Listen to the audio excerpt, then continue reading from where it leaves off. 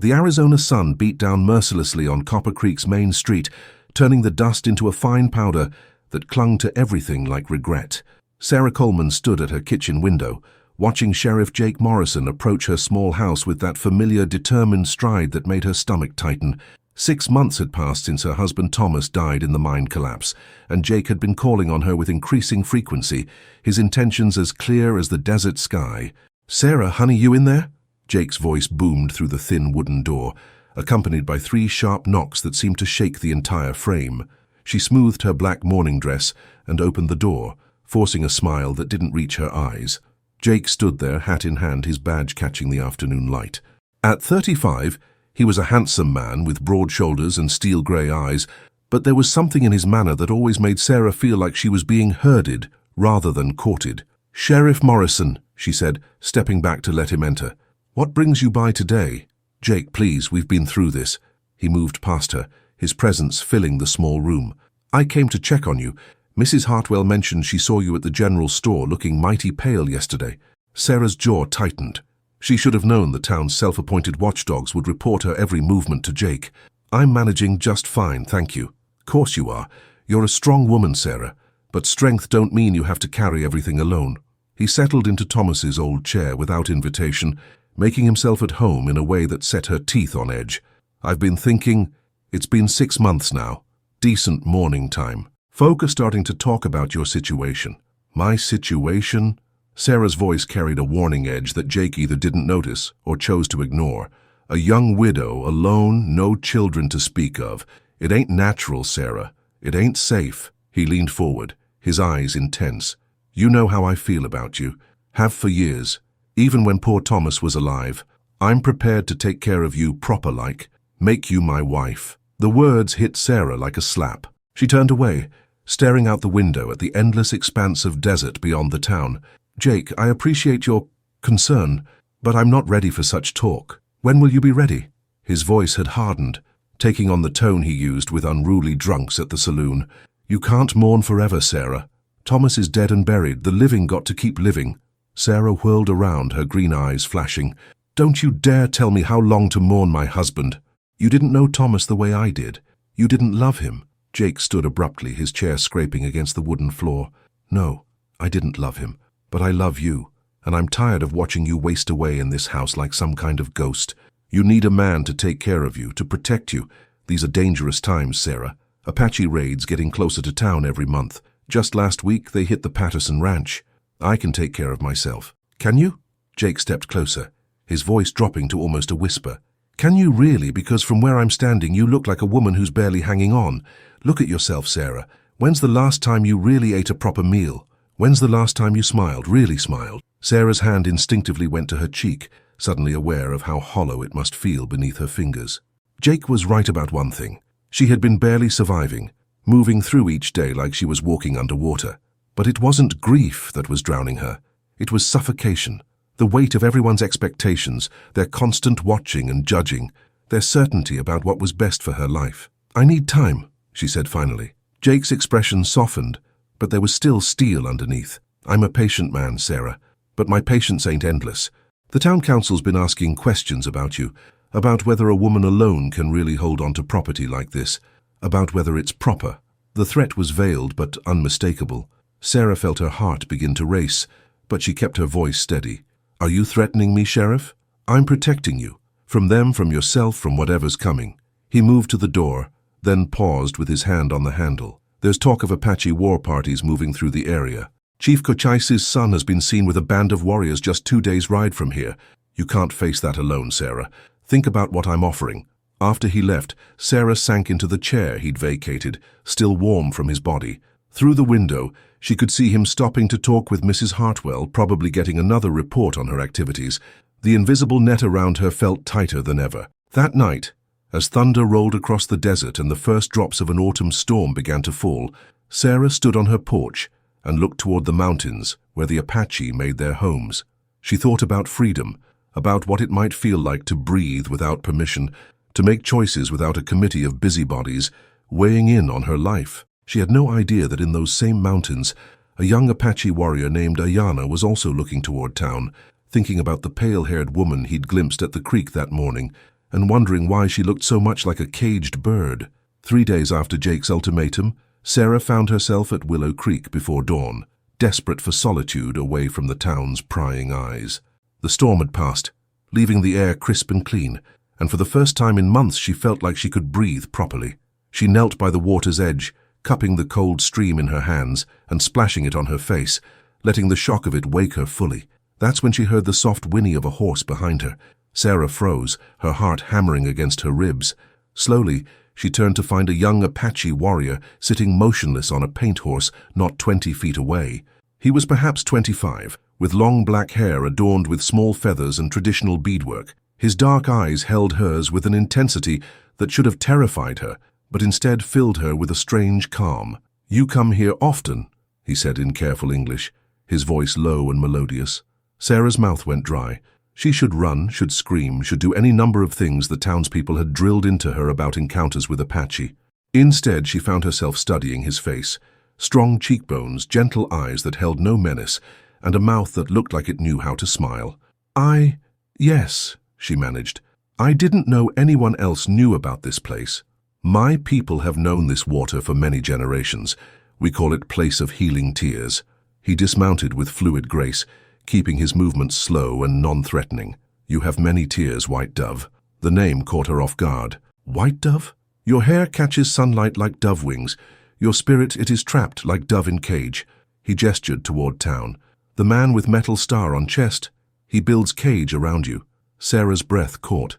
This stranger, this enemy, according to everyone she knew, had seen something in 5 minutes that Jake had missed in years. "How do you know about Sheriff Morrison?" "I watch. I see him come to your dwelling. I see how you stand when he leaves, like tree after strong wind, bent but not broken." Aiyana moved to the water's edge, careful to maintain distance between them. "My name is Aiyana. It means eternal blossom in my tongue." "Sarah," she said, surprising herself. "Sarah Coleman." "Sarah," he repeated, tasting the syllables. "Like whisper of wind through grass." They stood in comfortable silence, both drinking from the creek. Sarah found herself stealing glances at him, noting the intricate beadwork on his leather vest, the way he moved with complete harmony with his surroundings. Everything about him seemed deliberate, purposeful, yet gentle. "Your husband," Aiyana said quietly. "He died in the deep earth?" Sarah nodded, wondering how he knew. "The mine, a cave-in 6 months ago. Death in darkness is hard death. His spirit struggles to find light." Aiyana picked up a smooth river stone, turning it in his fingers. "My father died same way, trapped in earth during raid on Mexican mine. I understand the weight you carry." Something about his tone, the genuine empathy in his voice, cracked the wall Sarah had built around her grief. To her horror, tears began to spill down her cheeks, not the controlled tears she'd shed at Thomas's funeral, but raw, ugly sobs that seemed to come from her very core. Aiyana didn't try to touch her or offer empty comfort. He simply sat on a fallen log and waited, his presence steady and undemanding. When the storm of emotion finally passed, he held out a piece of soft deer hide, without comment. "I'm sorry," Sarah whispered, wiping her face. "I don't usually—" "Tears are prayers," he said simply. "They water the ground for new growth. You apologize for praying." Sarah looked at him with wonder. In all the months of well-meaning but suffocating sympathy from the townspeople, no one had ever made her grief feel sacred, rather than shameful. "The Metal Star Man," Aiyana continued, "he sees your tears as weakness. He wants to stop them, to make you forget. But forgetting pain is like forgetting joy. It makes spirit smaller. Everyone keeps telling me I need to move on, to accept Jake's proposal. They say it's practical, that I need protection." Sarah found herself talking to this stranger as she'd never talked to anyone. "But when he touches me, I feel nothing, like I'm already dead. Dead thing cannot choose life, but you choose to come here, to water with your tears. Part of you still lives, still fights." Aiyana's eyes held hers. What would you choose if fear was not master? The question hung between them like a bridge Sarah was afraid to cross. What would she choose? She'd been so focused on what others expected, on being safe and proper and grateful, that she'd forgotten she had choices at all. "I would choose to breathe," she said finally, "to go somewhere where I could be myself, without everyone watching, judging, deciding what's best for me." Aiyana nodded as if her answer made perfect sense. "Then perhaps you remember, you are not dove in cage, you are woman with wings." The sound of approaching horses shattered the moment. Jake's voice carried across the desert. "Sarah! Sarah, where are you?" Aiyana was on his feet instantly, moving toward his horse with the fluid speed of a deer. "I must go, but I will return to this place when sun sleeps, if you choose." "Wait," Sarah called, but he was already mounted and melting into the desert landscape like morning mist. Jake appeared moments later with 2 of his deputies, guns drawn. "Sarah, thank God. Mrs. Hartwell saw you leave town alone. Are you out of your mind? There could be hostiles out here." Sarah looked at the spot where Aiyana had vanished, then back at Jake's red, angry face. "I needed some air." "Air? You could have been killed, or worse." Jake grabbed her arm roughly, pulling her toward his horse. "You're coming back to town right now, and we're going to have a serious talk about your judgment." As Jake hoisted her onto his horse without asking, Sarah caught a glimpse of movement in the rocks above, a figure watching, ensuring her safety even as he disappeared. For the first time in months, she smiled a real smile, but Jake's grip on her arm reminded her that choosing to breathe might be harder than she'd imagined. That evening, Jake paced Sarah's small parlor like a caged wolf, his spurs jangling with each angry step. He'd dismissed his deputies, but hadn't left her house since bringing her back from the creek, and Sarah could feel his fury radiating like heat from a forge. "I can't believe your recklessness," he said for the 3rd time, stopping to glare at her. "Wandering off alone when Apache war parties are in the area. What if they'd found you first?" Sarah sat rigidly in her chair, her hands folded in her lap. "Nothing happened, Jake. I was perfectly safe." "Safe? You call going to an isolated creek alone safe?" His voice rose. "Sarah, you seem to forget that you're a woman. You need protection, guidance. That's what a husband provides." "I didn't ask for a husband." Jake stopped pacing. The silence stretched between them, heavy with unspoken threats. When he spoke again, his voice was dangerously quiet. "Maybe you didn't ask, but you need one. And I'm the only man in this town willing to take on a widow with no dowry and questionable judgment." The words hit Sarah like a physical blow. She stood abruptly, her cheeks flaming. "Get out." "What did you say?" "I said get out of my house, now." Jake's hand moved instinctively to his gun belt, a gesture that sent ice through Sarah's veins. "You're hysterical. Women get this way when they're under strain. That's exactly why you need— If you don't leave right now, I'll scream loud enough for the whole town to hear." Sarah's voice shook, but she held her ground. For a moment, Jake looked like he might strike her. Then his expression shifted to something almost pitying. "Fine, but understand this, Sarah, I won't keep making this offer. The town council meets next week to discuss your situation. Without a husband's protection, you might find yourself with nowhere to go." After he left, Sarah barricaded her door and sank to the floor, trembling. The threat was clear. Marry Jake or lose everything. She thought about Aiyana's words. "You are woman with wings." But what good were wings in a cage that kept getting smaller? Sleep eluded her that night. Every sound outside made her jump, wondering if Jake would return, or if the town council might come to enforce their decision. By dawn, she'd made up her mind. She couldn't stay trapped in Copper Creek, waiting for others to decide her fate. She packed quickly, only essentials, things that would fit in Thomas's old saddlebags, a change of clothes, her mother's Bible, the small amount of money hidden behind the loose floorboard. She saddled Thomas's mare, Starlight, and headed for Willow Creek as the sun painted the desert in shades of gold and crimson. Aiyana was waiting, as if he'd known she would come. "You choose to fly," he said simply, taking in her packed belongings. "I choose to breathe," Sarah corrected, dismounting, "but I don't know where to go. I can't stay in Copper Creek, and I can't survive alone in the desert." Aiyana studied her face for a long moment. "There is place, safe place, but journey is not easy and you would need to trust me completely." Sarah looked back towards town, where smoke was already rising from morning fires. Jake would discover her gone soon enough. He'd organize a search party, probably convince everyone she'd been taken by hostile Apache. The irony wasn't lost on her. "Will you tell me where?" "Hidden Valley, 2 days' ride into Sacred Mountains. My grandmother lives there with others. Women who have chosen different path, children who need protecting. Apache and Mexican, some white women who fled bad marriages or worse. Grandmother sees hearts, not skin color." The offer was beyond anything Sarah had dared hope for. A place where she could disappear, where her choices would be her own.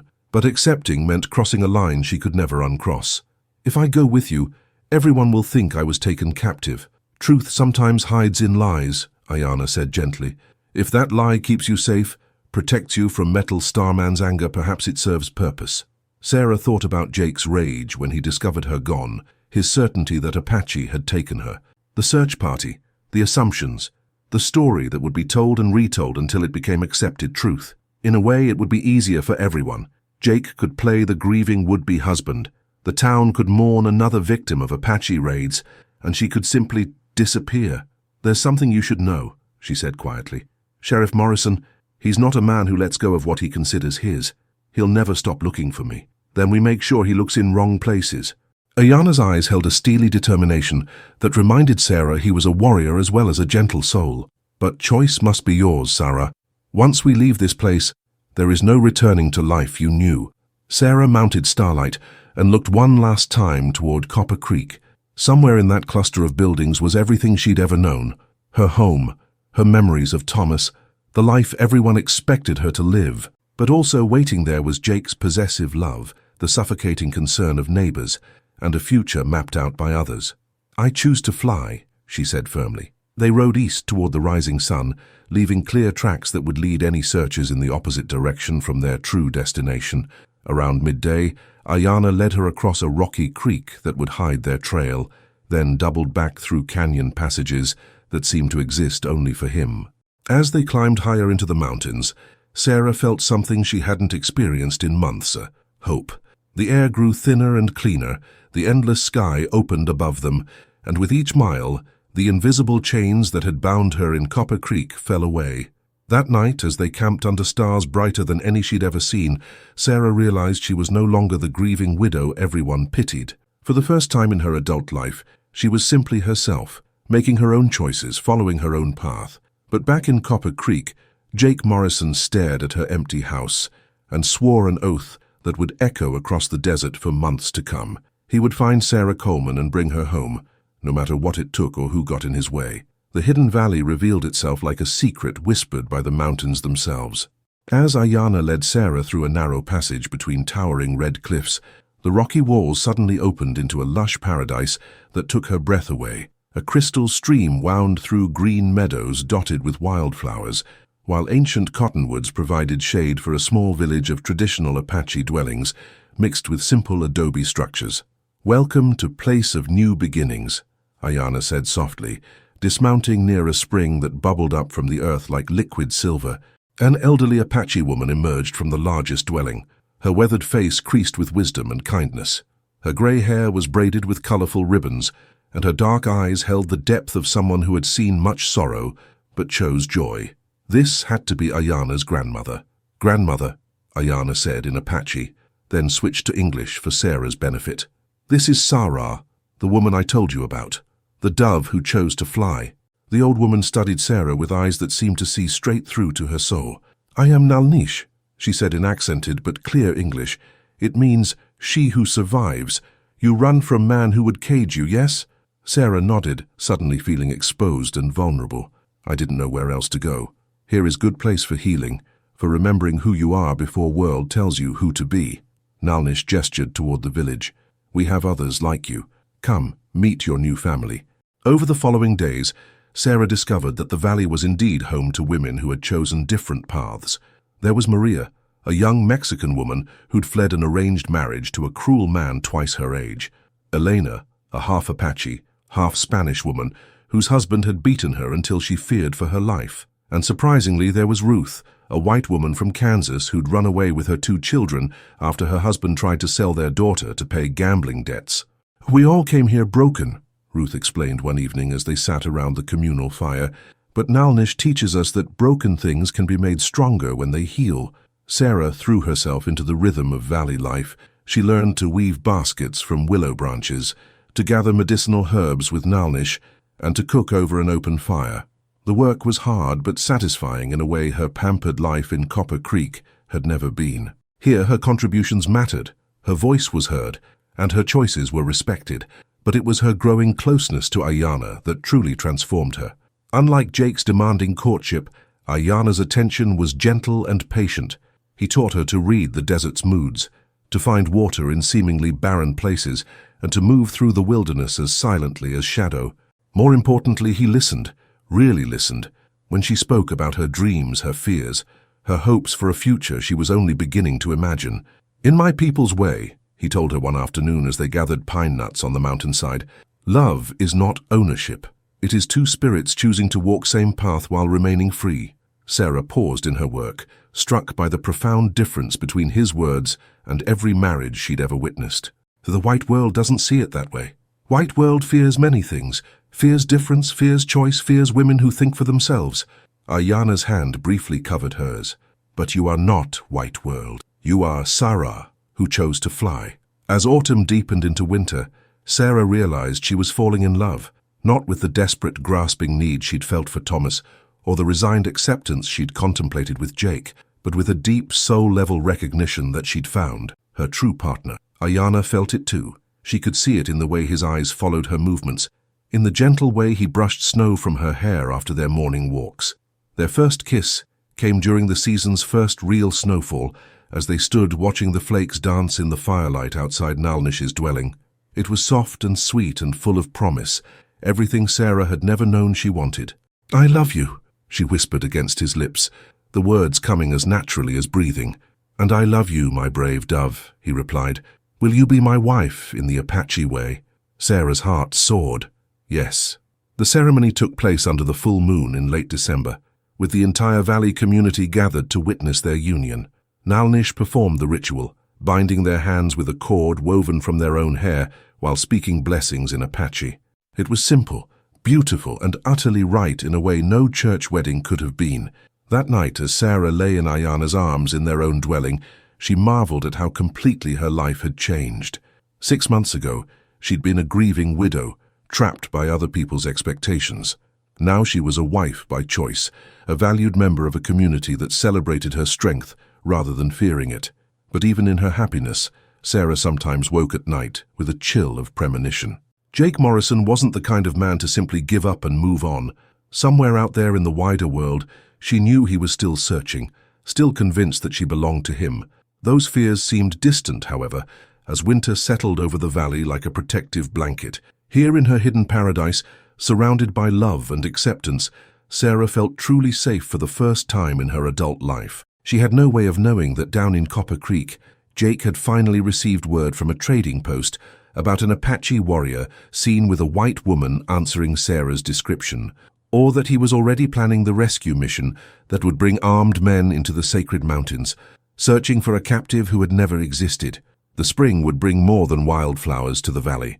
It would bring reckonings that would test everything Sarah had built and force her to choose once again between the cage of others' expectations and the dangerous freedom of her own wings. Spring came to the valley with an explosion of wildflowers and the sound of snowmelt rushing down the mountainsides. It also came with morning sickness that left Sarah retching behind their dwelling while Aiyana held her hair back with gentle hands. "The baby comes at good time," Nalnish said with satisfaction after examining Sarah. "When leaves turn again, you will hold new life." Sarah placed her hands over her still, flat stomach, marveling at the miracle growing inside her.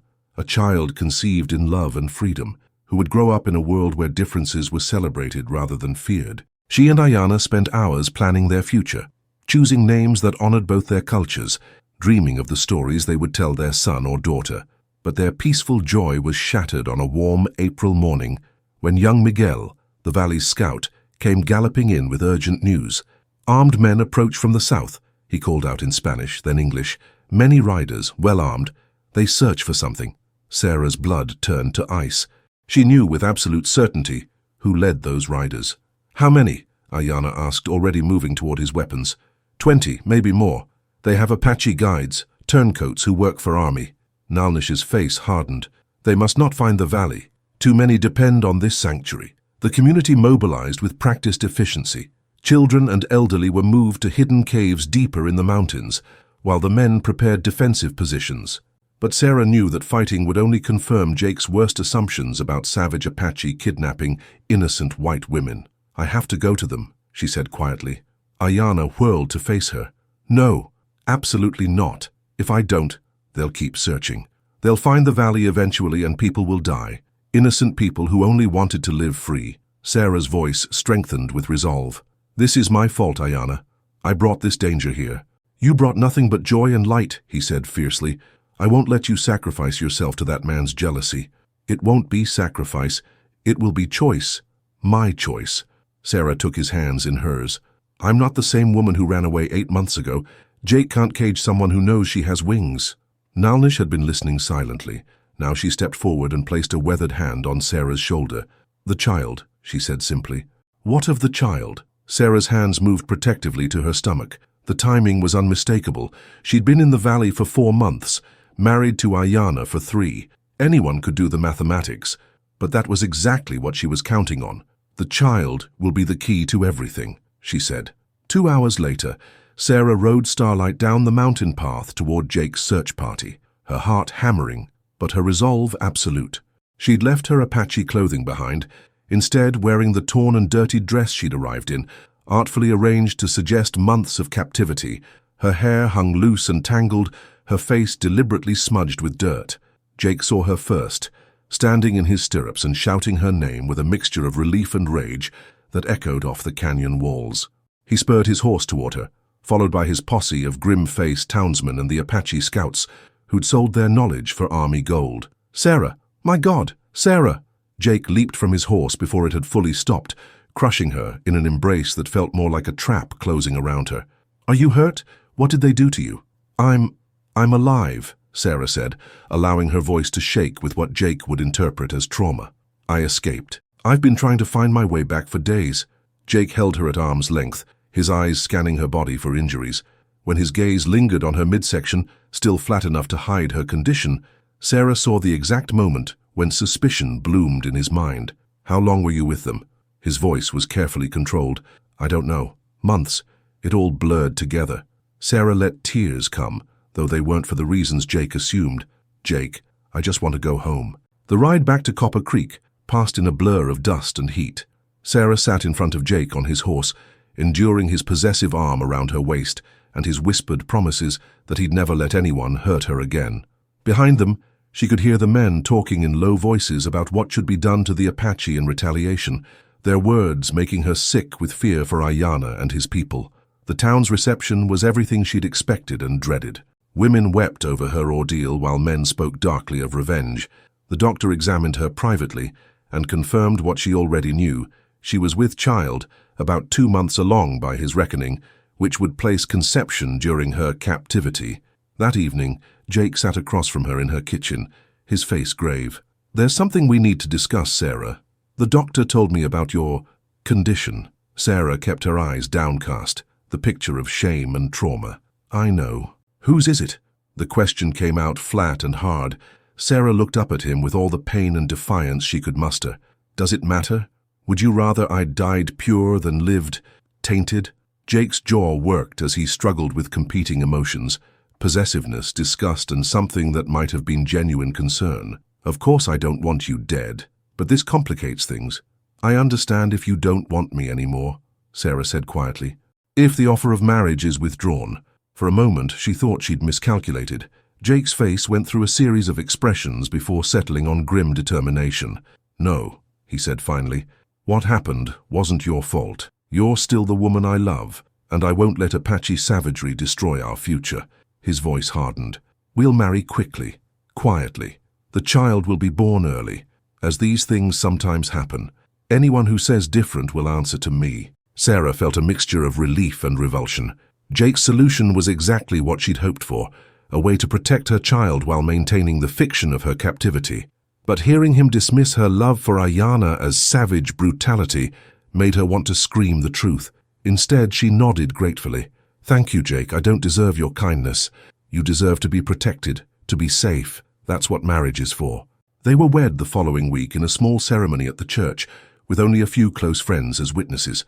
Sarah wore her mother's wedding dress, altered to accommodate her slowly changing figure, and spoke vows that tasted like ashes in her mouth. Jake was gentle with her, treating her like fragile glass, convinced he was healing a traumatized captive rather than caging a free spirit. Months passed.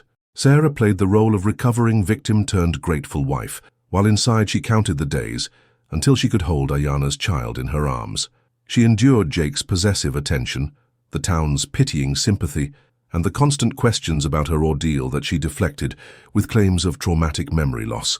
When labor pains began on a crisp October evening, Sarah gritted her teeth through more than physical discomfort. She was bringing Aiyana's son into a world that would never know his father's name or honor his Apache heritage.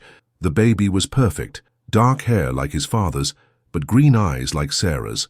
Jake held him awkwardly, searching the tiny face for resemblance to either parent. "He looks like you," he said finally, and Sarah heard both relief and lingering doubt in his voice. "Yes," she agreed, cradling her son close. "He does."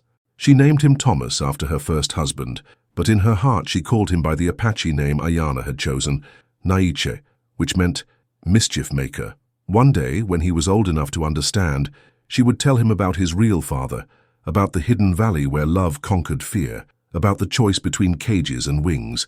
But for now, Sarah Coleman Morrison held her secret close and waited. Jake might think he had won, might believe his patient pursuit had finally tamed the dove he'd caged.